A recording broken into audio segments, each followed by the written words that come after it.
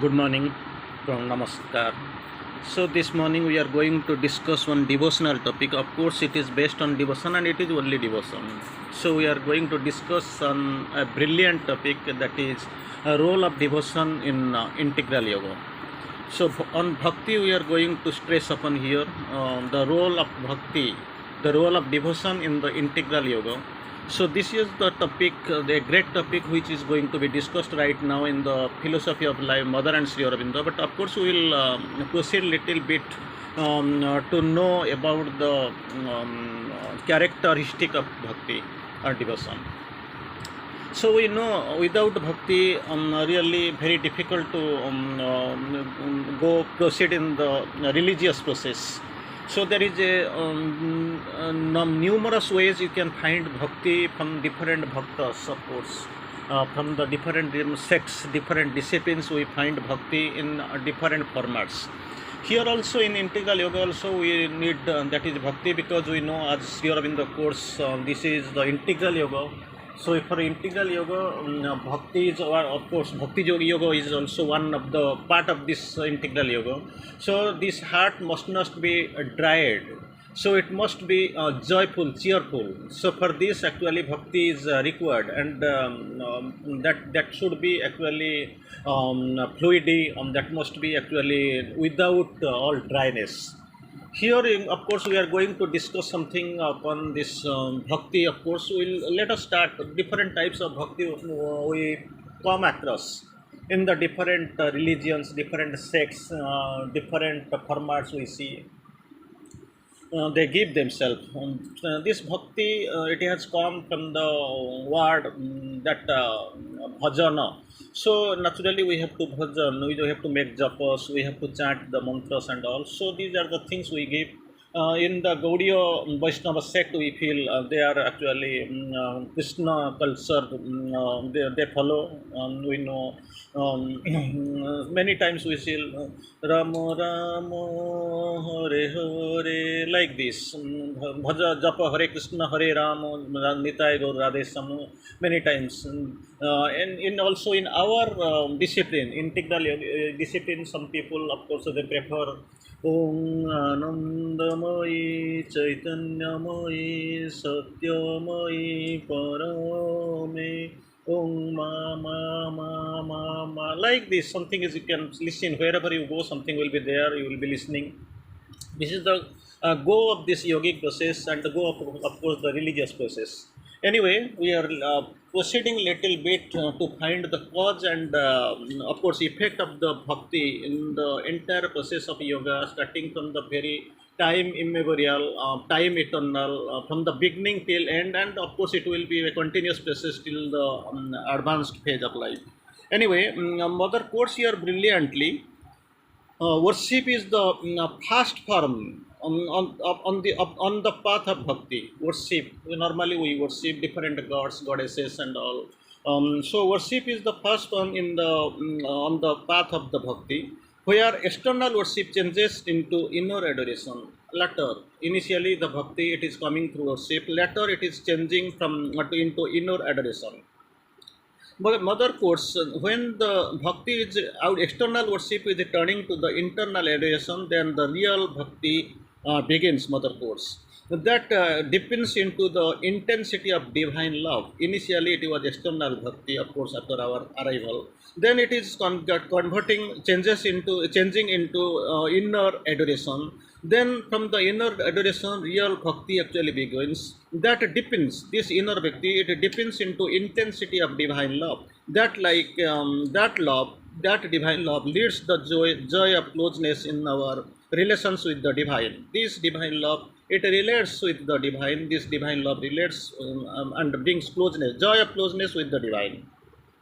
The joy of closeness causes into the bliss of union. this joy later it changes into the bliss of the union. Very interesting topic. Mother course step by step. External worship. Initially we come, we find, and we offer the external worship.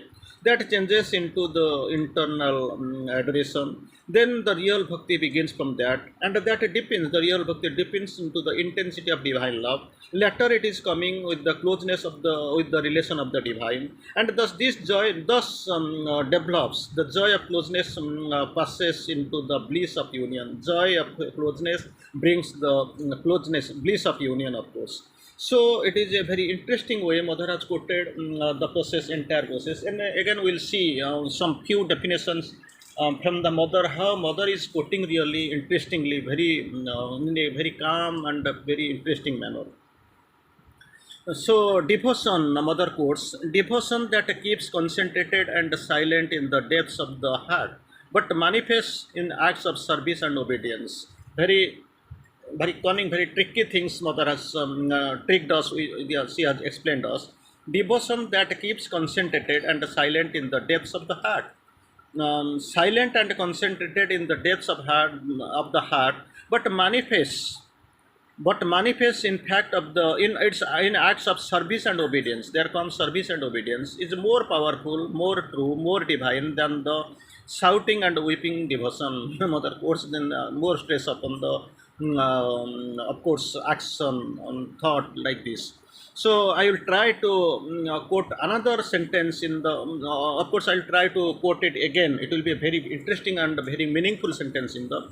A devotion that keeps concentrated and silent in the depths of the heart, but manifests in acts and of service and obedience. That is the comparatively mother stresses service and obedience. That is a little bit powerful, and it is more powerful, more true, more divine than the shouting and weeping in the devotion. Like we shout, we weep in the devotion different ways. Of course, I have already explained, I have already shouted different forms, different names, different ways people express their devotion, shouting, weeping, so many ways. So again, mother quotes, sincere devotion is much more effective than the Ganga's water. We know Ganga Jal, we are acquainted with this Ganga, the waters of Ganga. So sincere devotion is much more effective than the Ganga's water. This is very interesting to know, very interesting to quote. Again, when there is bhakti, devotion, there must be offering. Life must blossom like a flower, offering itself for the divine. We are offering little bit money, little bit of our prasad, flower or something. These are there, of course, it has got its own value, but seeing the mother quotes what really to be offered, life must blossom like a flower, offering itself for the divine. Then again, mother's quotes, offering the blessing of your entire being. This is what offering. Placing of your entire being with all its movements, true and false, good and bad, right and wrong, before the divine for transformation. It must be kept before the divine for the process of transformation. For that only, offering your entire being with all the movements, true and false, good and bad, and right and wrong, must be kept before the divine only for the purpose of the transformation. That is what. Again, mother quotes, offer your obscurity sincerely to the divine, and you will be able to receive the light. Obscurity because it obstructs the light, true deep light. So once it is offered to the divine with sincerely, then you will be able to receive the divine light so called. Anyway, we are going to the next page. Before going to the next page, we will see a few definitions as already displayed by interesting. What is that really bhakti? Vivekananda, some few messages will try to of course recite here. Vivekananda, he had some messages, few messages on bhakti. When bhakti enters food, very only messages I will tell. When bhakti enters food, food becomes prasad. When bhakti enters water, water becomes amrut. When bhakti enters the travel, travel becomes tirtha. When bhakti travels into the music, music becomes kirtan. When bhakti becomes a house, house becomes a temple. So this is the temple. When the bhakti enters into the action, it becomes the action, action becomes seva, service. Then again, Mother Vivekananda quotes, when bhakti enters into the work, while working, if there is bhakti and work is going together, then work becomes karma. Then finally, when bhakti enters into the man, he becomes the human.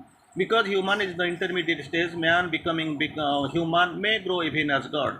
So this is the condition. Initial condition is that God must be born on man, and this man becoming a human may grow even as God. So this is the intermediate period. Of course, Sri Aurobindo has quoted. Here also Vivekananda gives the clue. When bhakti becomes bhakti actually enters a man, this man becomes human. Very interesting definitions are defined by Vivekananda. We have seen in couple of times.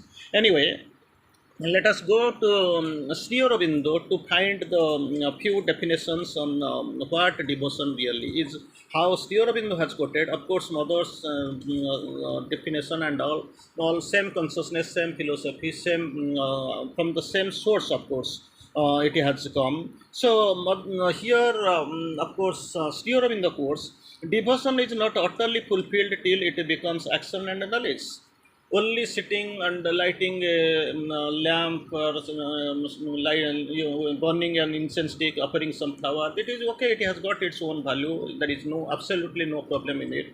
But thing is that here in the course, devotion is not utterly fulfilled till it becomes action and knowledge.